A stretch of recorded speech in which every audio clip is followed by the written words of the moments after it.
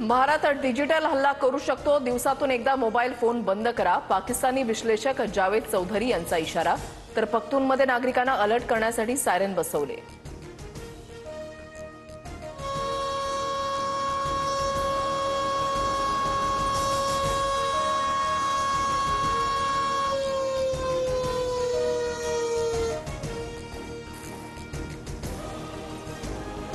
दहशतवाद संपेपर्यंत लढाई सुरूच राहील, कुणालाही सोडणार नाही. पहलगाममधील हल्लेखोरांना योग्य शिक्षा मिळणार. पहलगाममधील हल्ल्यावरून गृहमंत्री अमित शहांचा इशारा. पुढील आदेशापर्यंत पाकिस्तानींना परत जाण्यास भारताकडून वेळ. वाघा बॉर्डरचा गेट मात्र बंद. नागरिक तत्काळ रांगेमध्ये, तरीही पाकिस्ताननं गेट उघडलाच नाही. भारताकडून पाकिस्तानसाठी हवाई क्षेत्र बंद. 23 मे पर्यंत पाकिस्तानी विमानांना भारतीय हवाई हद्दीमध्ये प्रवेश करता येणार नाही.